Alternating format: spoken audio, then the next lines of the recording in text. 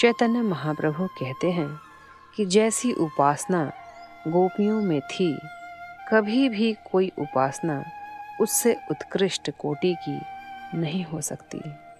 श्री कृष्ण गोपियों के दुख के विषय में अत्यंत चिंतित थे। उन्होंने उद्धव से वार्तालाप करके उनसे विनयपूर्वक वृंदावन जाने की प्रार्थना की। उन्होंने उद्धव जी का हाथ अपने हाथ में लेकर कहा, मेरे सौम्य सखा उद्धव, कृपया तुम तत्काल वृंदावन जाओ और मेरे माता पिता नंद महाराज तथा यशोदा देवी और गोपियों को सांत्वना देने का प्रयत्न करो। किसी भयंकर रोग से पीड़ित व्यक्ति की भांति वे अत्यंत ही दुखी हैं। तुम जाकर उन्हें एक संदेश दो। मुझे आशा है कि उनकी व्याधियां अंशतः शांत हो जाएंगी। गोपियां सदैव मेरे चिंतन में लीन रहती हैं। उन्होंने अपना शरीर, कामनाएं, जीवन तथा आत्मा सभी मुझे समर्पित कर दिया है। मैं न केवल गोपियों के लिए चिंतित हूँ, अपितु जो भी प्राणी मेरे लिए समाज, मैत्री, प्रेम और व्यक्तिगत सुखों का त्याग करता है, उसके लिए मैं व्याकुल रहता हूँ। ऐसे उत्कृष्ट भक्तों की रक्षा करना मेरा कर्तव्य है। गोपियाँ मुझे सर्वाधिक प्रिय हैं। वे इस प्रकार सदैव मेरा चिंतन करती रहती हैं कि वे मेरे वियोग में व्याकुल और मृतप्राय रहती हैं। वे केवल यह सोचकर जीवित हैं कि मैं शीघ्र ही उनके पास लौट रहा हूँ। भगवान श्री कृष्ण के इस प्रकार आग्रह करने पर उद्धव जी ने तत्काल अपने रथ पर सवार होकर प्रस्थान किया और गोकुल को संदेश ले गए। सूर्यास्त के समय जब गायें गोचर भूमि से लौट रही थीं, तब वे वृंदावन के समीप पहुँचे। उद्धव जी और उनका रथ गोरज से आवृत हो गए। उन्होंने वृषभों को समागम के लिए गायों के पीछे दौड़ते हुए देखा। दुग्ध भार से बोझिल थनों वाली दूसरी गायों को उन्होंने दूध पिलाने के लिए बछड़ों के पीछे भागते देखा। उद्धव जी ने देखा कि वृंदावन की समस्त धरती श्वेत गौओं और बछड़ों से भरी हुई है। गोकुल में यत्र तत्र सर्वत्र गौवें दौड़ रही थीं। उन्हें गोदोहन की ध्वनि सुनाई पड़ रही थी। वृंदावन में प्रत्येक घर सूर्योदय तथा अग्निदेव की उपासना के लिए सज्जित था। प्रत्येक घर में अतिथियों, गौओं, ब्राह्मणों और देवताओं के स्वागत का प्रबंध था। घर को पवित्र बनाने के लिए प्रत्येक घर दीपक से प्रकाशित था और उसमें धूप जल रही थी। वृंदावन में सर्वत्र पुष्पों से भरे उत्तम उद्यान, चहचहाते पक्षी तथा मधुमक्खियों की गुनगुनाहट थी। सरोवरों में कमल पुष्प, बत्तखें तथा हंस भरे हुए थे। उद्धव जी ने नंद महाराज के घर में प्रवेश किया। वासुदेव के प्रतिनिधि के रूप में वहां उनका स्वागत किया गया।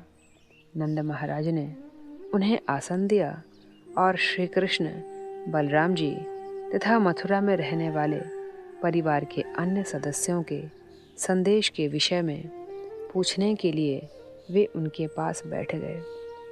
वे जानते थे कि उद्धव श्री कृष्ण के अत्यंत अंतरंग सखा हैं, अतएव वे शुभ संदेश लेकर ही आए होंगे। नंद महाराज ने कहा, प्रिय उद्धव, मेरे मित्र वसुदेव जी कैसे हैं?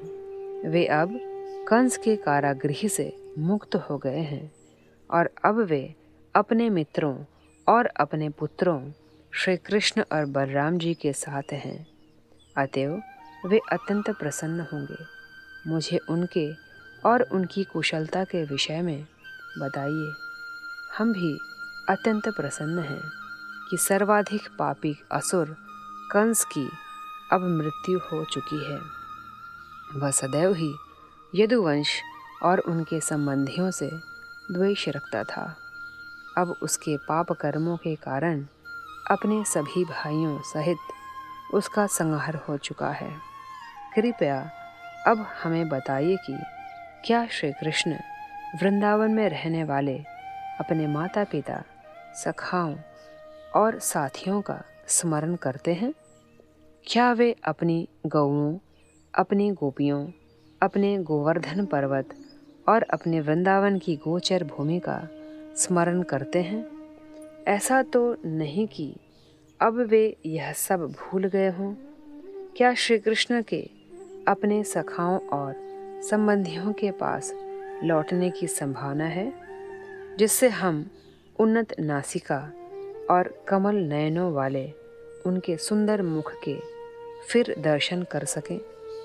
हम सबको याद है कि किस प्रकार उन्होंने हमें दावानल से बचाया था और यमुना में रहने वाले कालिय नाग से भी उन्होंने हमारी किस प्रकार रक्षा की थी। अन्य अनेकानेक असुरों से भी हमारी रक्षा उन्होंने ही की थी। हम केवल यही विचार करते रहते हैं कि इतनी सारी भयानक स्थितियों में हम सबों को सुरक्षा प्रदान करने के लिए हम उनके कितने अधिक आभारी हैं। प्रिय उद्धव, जब हम श्री कृष्ण के सुंदर मुख और नयनों तथा उनकी यहाँ वृंदावन में विभिन्न लीलाओं का चिंतन करते हैं तो हम इतने व्याकुल हो जाते हैं कि हमारे सभी कार्यकलाप रुक जाते हैं। हम सभी केवल श्री कृष्ण का चिंतन करते हैं कि वे कैसे मुस्कुराते थे और कैसे हमारी ओर चितवन करते थे जब हम यमुना नदी अथवा वृंदावन के अन्य सरोवरों के तट पर जाते हैं अथवा गोवर्धन पर्वत या गोचर भूमि के निकट जाते हैं तो अभी भी हमें वहाँ की धरती पर श्री कृष्ण के चरण चिन्हों के दर्शन होते हैं, क्योंकि वे उन स्थानों पर निरंतर जाते थे। अतः वहाँ पर क्रीड़ा करते हुए श्री कृष्ण का हमें अत्यधिक स्मरण हो आता है। जब हमारे मन में श्री कृष्ण का स्वरूप प्रकट हो जाता है तब हम तत्काल उनके चिंतन में लीन हो जाते हैं। अतएव हम विचार करते हैं कि संभवतः श्री कृष्ण और बलराम जी स्वर्ग लोक के प्रमुख देवता हैं, जो पृथ्वी पर कुछ विशिष्ट कर्तव्यों के संपादन के लिए हमारे सम्मुख सामान्य बालकों के रूप में प्रकट हुए हैं। गर्ग मुनि ने भी श्री कृष्ण की जन्म कुंडली बनाते समय इस बात की भविष्यवाणी की थी, यदि श्री कृष्ण एक महान व्यक्ति न होते तो 10 सहस्त्र हाथियों का बल रखने वाले कंस को कैसे मार सकते थे। कंस के अतिरिक्त कई और अत्यंत बलशाली मल्ल भी थे और साथ ही कुवल या पेड़ नामक विशालकाय हाथी भी था।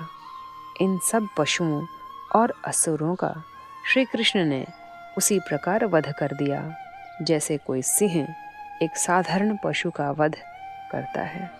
यह कितना अद्भुत है कि 3 जुड़े हुए ताड़ के वृक्षों से निर्मित विशाल और भारी धनुष को श्री कृष्ण ने एक हाथ से उठा लिया और शीघ्रता से उसे तोड़ दिया। यह कितना आश्चर्यजनक है कि श्री कृष्ण ने लगातार 7 दिनों तक गोवर्धन पर्वत को एक हाथ में धारण किए रखा। यह कितना अद्भुत है कि श्री कृष्ण ने प्रलंबासुर, धेनुकासुर, अरिष्टासुर, तृणावर्त तथा बकासुर जैसे सभी असुरों का वध कर दिया। वे असुर इतने बलशाली थे कि स्वर्ग लोकों में देवता भी उनसे भयभीत थे, किंतु श्री कृष्ण ने कितनी सरलता से उनका वध कर दिया। उद्धव के सामने श्री कृष्ण के असामान्य कार्यों का वर्णन करते करते नंद महाराज धीरे धीरे व्याकुल हो गए और आगे कुछ न बोल सके। जहाँ तक यशोदा मैया का प्रश्न है, वे अपने पति के समीप मौन बैठकर श्री कृष्ण की लीलाओं का श्रवण कर रही थीं। वे केवल अविरत क्रंदन कर रही थीं और उनके स्तनों से दूध बह रहा था। जब उद्धव जी ने देखा कि भगवान श्री कृष्ण के चिंतन में नंद महाराज और यशोदा जी असामान्य रूप से व्याकुल हैं, और जब उद्धव जी ने श्री कृष्ण के प्रति उनके असामान्य स्नेह का अनुभव किया, तो वे भी व्याकुल हो गए। उन्होंने कहा, माता यशोदा और नंद महाराज, आप दोनों मनुष्यों में सर्वाधिक आदरणीय हैं, क्योंकि इस प्रकार दिव्य भाव में मग्न होकर आपके अतिरिक्त और कोई ध्यान नहीं कर सकता है। उद्धव कहते रहे, श्री कृष्ण व बलराम जी दोनों ही मूल भगवान हैं और उन्हीं से सृष्टि की उत्पत्ति होती है। सभी व्यक्तियों में वे प्रमुख हैं। वे दोनों ही इस भौतिक सृष्टि के मूल कारण हैं। भौतिक शक्ति का मार्गदर्शन पुरुष अवतार करते हैं और वे सब श्री कृष्ण और बलराम जी के अंतर्गत कार्य करते हैं। अपने आंशिक प्रतिनिधित्व के द्वारा वे सभी प्राणियों के हृदय में प्रवेश कर जाते हैं। वे सभी ज्ञान तथा विस्मृतियों के भी स्रोत हैं। इस बात की पुष्टि भगवद गीता के 15वें अध्याय में की गई है। मैं सबके हृदय में उपस्थित हूँ। मैं ही स्मृति और विस्मृति का कारण हूँ। मैं ही वेदांत का मूल रचयिता हूँ और मैं ही वेदों का वास्तविक ज्ञाता हूँ। यदि मृत्यु के समय कोई क्षण भर भी अपने शुद्ध मन को श्री कृष्ण पर स्थिर कर ले, तो वह अपने भौतिक शरीर को त्याग कर मूल आध्यात्मिक शरीर को प्राप्त करने का अधिकारी बनता है।